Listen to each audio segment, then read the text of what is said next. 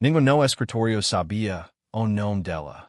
Ela passava todos os dias esperando carinho, limpando o chão, invisível aos olhos de quase todos.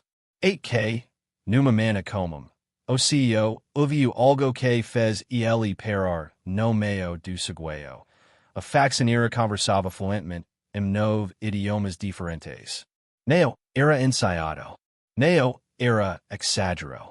Era talento puro. O que ele fez nos minutos seguintes não apenas mudou a vida dela. Como deixou o escritório completo choque. Naquela segunda-feira de manhã, o prédio de Hallberg International estava exatamente como sempre. Pessoas apressadas atravessavam o segueio de vidro, celulares na mão. Café com equilibrado nos dedos, pensamentos presos em reuniões, presos e números. Ninguém olhava para os lados. Ninguém reparava em quem limpava o chão. Ela estava ali desde cedo, como em todos os outros dias. Uniformes simples, cabelo preso, movimentos precisos. Passava o esfregueio com cuidado, sem pressa, sem chamar atenção. Para a maioria, ela fazia parte do cenário. Como o relógio na parede ouviu o som distante do elevador. Jonathan Keller, o CEO da empresa, atravessava o segueio quando algo quebrou aquele ritmo automático. Neo foi barulho alto. Foi uma voz. Calma, clara, e estranhamente familiar. Ele parou por instinto. Mandarim. Neo era uma palavra solta, ouviu sotaque forcado. Era fluente. Natural. Do tipo que, so quem vivo a língua consegue falar. Jonathan franziu a testa, tentando localizar de onde vinha aquilo. Penso que algo executivo internacional tivesse chegado mais cedo. Mas quando viru o rosto, viu algo que não fazia sentido. A voz vinha de mulher de limpeza. Ela conversava com senhor mais velho perto do painel de informações, explicando com paciência como chegar ao elevador certo. O homem me sentia aliviado. Quando agradeceu e se afastou, ela nem teve tempo de respirar. O entregador se aproximou, confuso como a papelada. Sem hesitar, ela mudou do idioma. Espanhol. Depois, segundos depois, Francis. Jonathan sentiu o estômago apertar. Não era surpresa. Era desconforto. Durante anos, ele investiu milhões em treinamentos globais, trajetores externos, consultorias internacionais. E ali, bem diante dele, alguém com talento raro limpava o chão do prédio todas as noites, sem que ninguém jamais tivesse perguntado quem ela era. Ele ficou observando por alguns segundos a mais. A segurança dela é o falar. A forma como as pessoas relaxavam quando eram compreendidas. Aquilo não era apenas sobre idiomas. Era conexo. Jonathan respirou fundo e deu passo à frente. Pela primeira vez desde que assumiu a empresa, ele percebeu algo incômodo demais para ignorar. Talvez o maior talento daquele prédio nunca tivesse sido convidado a subir de andar. Jonathan não era homem que se impressionava fácil. Nós liderando equipes globais tinham ensinado a ele a esconder ricos. Mas naquele momento, algo estava diferente. Ele não conseguia simplesmente virar as costas e seguir para o elevador como fazia todos os dias. Ele se aproxima devagar. Com licença, diz, número tão educado, quase cuidadoso. Ela se vira na hora. Havia pequeno susto nos olhos, mas nenhum nervosismo exagerado. Apenas atenção. Sim, senhor. Jonathan aponta levemente para o painel de informações. Aquela conversa, você estava falando mandarim, certo? Sim, respondeu ela, com naturalidade. E espanhol, Francis também? Ela assentiu. Sim, senhor. Houve breve silêncio. Neo constrangedor, mas carregado. Jonathan Tintu processor, ok estava vindo. Quantas idiomas você fala? Pergunto, finalmente. Ela pensou por segundo, como alguém fazendo uma conta simples. Nove. Cantando o português, o alemão, o árabe, o italiano e o swahili. Eu também leo latim, mas não costumo cantar. Se ela tivesse anunciado premio ou título importante, talvez fosse diferente. Mas não. A resposta veio limpa. Sem orgulho. Sem pedido de aproveito. Jonathan piscou duas vezes. Qual é o seu nome? Denise, disse ela. Denise Atwater. Ele respirou fundo. Denise, você teria alguns minutos agora? Ela hesitou. Neo por medo. Era aquela pausa de quem passou a vida inteira sendo ignorada e, de repente, recebe atenção demais. Agora? Sim. Gostaria de conversar no meu escritório. Ela olhou rapidamente para o carinho de limpeza, depois para o relógio na parede. Tudo bem. No elevator. O silêncio voltou a se instalar. Apenas o som suave de subida e o reflexo dos dois no espelho. Jonathan percebeu algo curioso. Denise não parecia intimidada. Observava tudo com calma, como quem já esteve ali milhares de vezes so que invisível. Trabalhou aqui há 3 anos. Ela disse de repente. Nunca pensei que passaria nesse andar. Jonathan sorriu de alívio. Às vezes as coisas mudam mais rápido do que a gente imagina. As portas se abrem no andar executivo. Carpete impecável. Paredes de vidro. O carro limpo e caro que, so lugares de poder tem. A assistant de Jonathan ergueu os olhos. Surpresa ao ver Denise ao lado dele. Ele apenas fez gesto discreto para que deixasse passar. No escritório, Jonathan indicou a cadeira frente à mesa. Por favor. Denise sentou-se com postura firme, mãos apoiadas no Colorado. Neo parecia impressionada com a vista da cidade nem com os premios na estante. Parecia curiosa. Jonathan apoiou os cotovelos na mesa. Você direito disse. Como alguém como seu talento acabou trabalhando aqui como faxineira? Denise Neo respondeu imediatamente. Olhou pela janela. Depois voltou a olhar para ele. O senhor quer a verdade? Neo perguntaria se Neo quisesse. Ela respirou fundo. Entendeu tudo bem. E, naquele momento, Jonathan percebeu que aquela conversa Neo era apenas sobre idiomas. Era sobre tudo o que ninguém nunca tinha parado para ouvir. Denise cruzou as mãos com calma.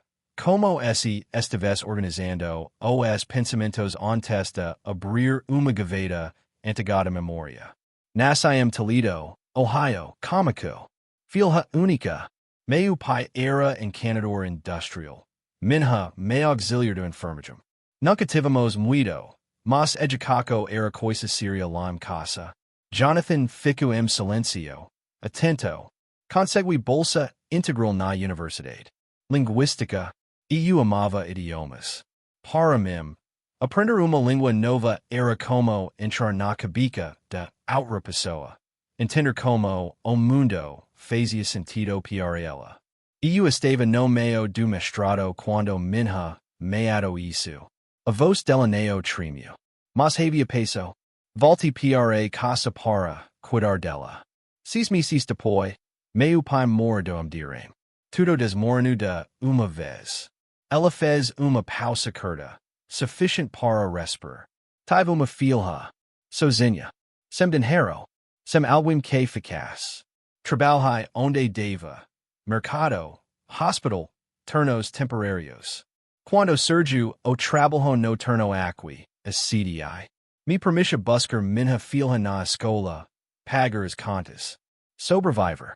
Jonathan sentiu algo apertar no peito. E os idiomas? Pergunto. Denise deu livre sorriso. Nunca parei. Pegava livros emprestados, havia gravecos. Liadjornais em outras línguas so pra neo inferior. Era a única coisa que me fazia sentir inteira. Como esse ainda faz mais do que o uniforme. Ela ergueu os olhos para ele. A maioria das pessoas nunca perguntou. Elas vão o carinho, o cracha, e pronto. Assumiam.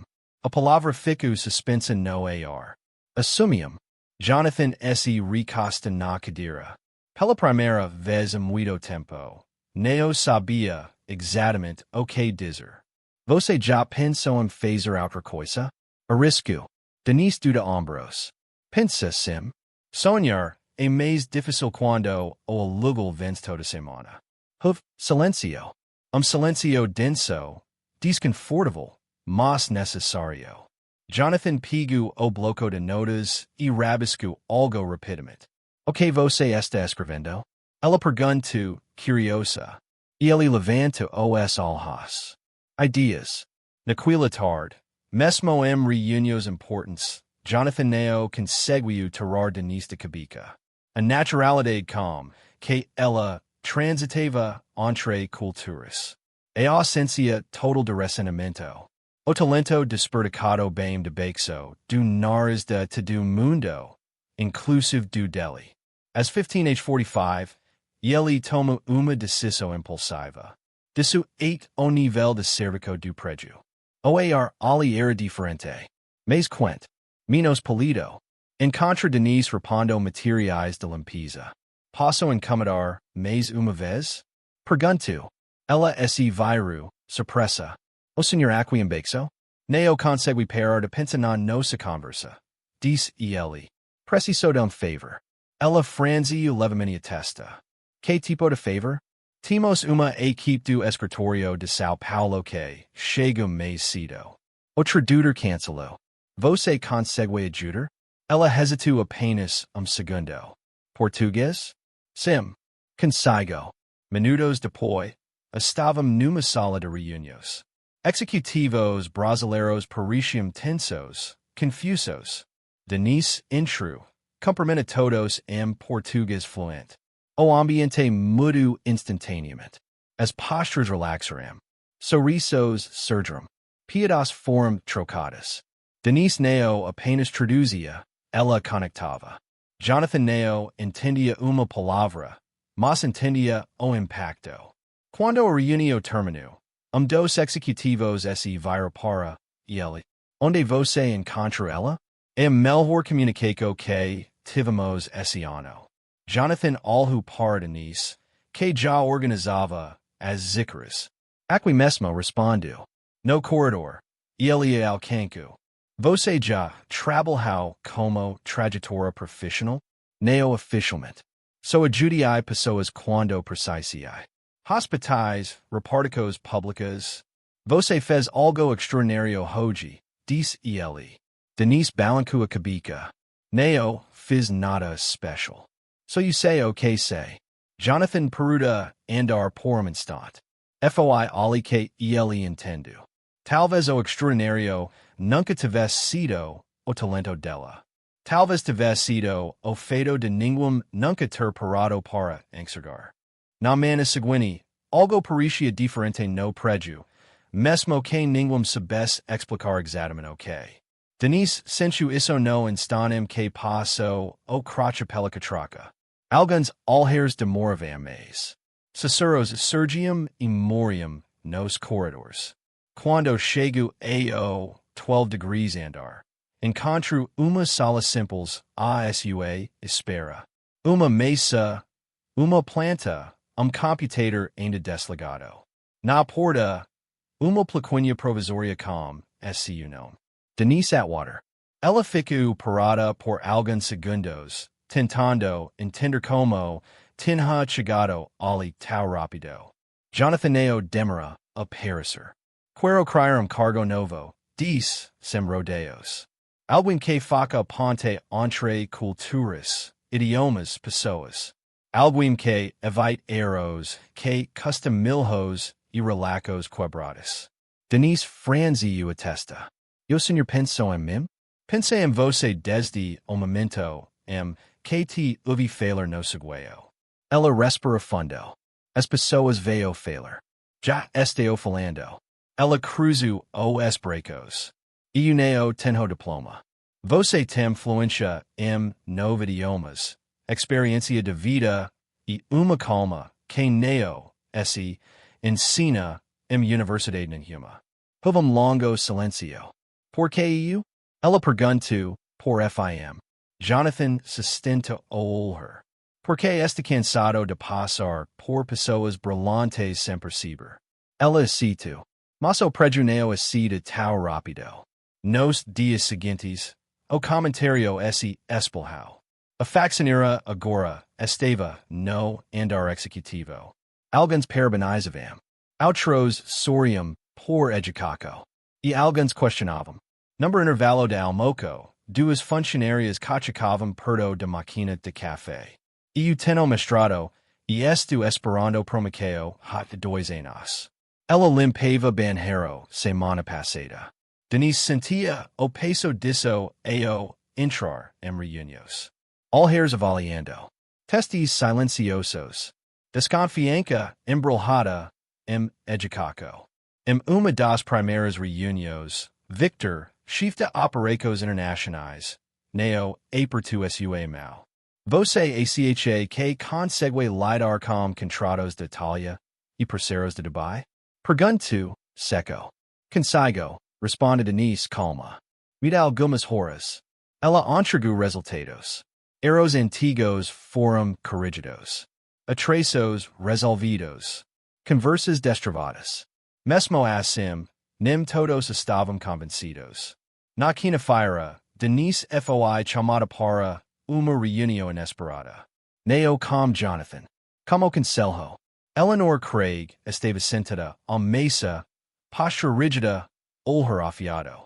Seu histórico neo conventional, diz, falando papias. Você foi uma pasta. Denise manteve a voz firme. Minha vida inteira foi uma pasta. E por que deveríamos confiar em você? Denise inclinou levemente a cabeça. Porque eu entrego resultados. Neo preciso ser confortável. Preciso ser útil. O silêncio que seguia neo foi de reprovecho. Foi de surpresa. Quando Denise saiu da sala, sentou-se por um momento do lado de fora do prédio, respirando fundo. Ligou para a fila. Ouvir aquela voz foi o suficiente. Ela se levantou. Voltou. Porque agora, ela não estava ali apenas por si mesma. As semanas seguintes confirmaram o que muitos ainda duvidavam. Denise não apenas ocupava o cargo. Ela transformava o ambiente. Pessoas começaram a procurar neo só para traduzir palavras, mas para entender intentos, evitar conflitos, construir confiança. Em reuniões difíceis, sua presença acalmava. Quando ela falava, as pessoas escutavam. Em uma negociação com parceiros do Marrocos, o impasse durava meses. Denise entrou na sala, cumprimenta todos em árabe marroquino e explicou, com respeito, algo que nenhum relatório havia conseguido transmitir. O acordo avanca naquela mesma tarde. Depois disso, os olhares mudaram. Neo todos. Mas o suficiente. Jonathan observava de longe.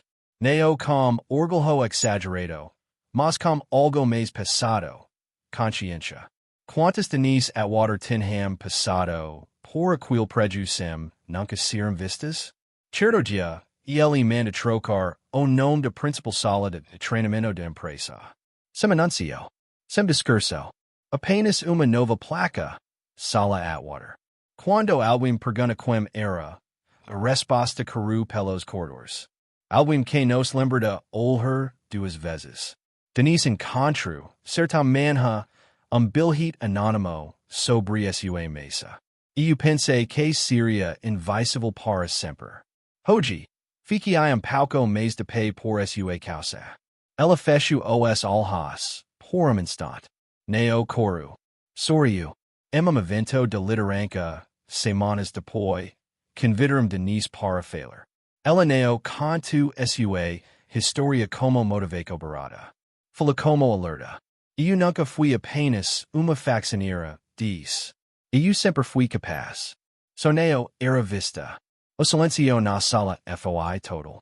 Ela encerrou com poucas palavras, simples, verdadeiras.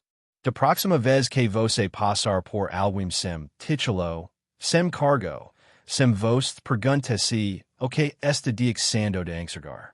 Quando saia do palco, uma jovem se aproxima e diz: Minha me limpa escritórios. Ela fala 5 idiomas. Denise seguro sua mal. Inteo o mundo ainda tem muito aprender com ela. Naquela noite, Denise voltou para casa como sempre. Mas algo havia mudado para sempre. Porque talento neo tem uniforme. Inteligência neo pede permissão. E às vezes, a pessoa mais brilhante da sala é aquela que ninguém nunca parou para ouvir.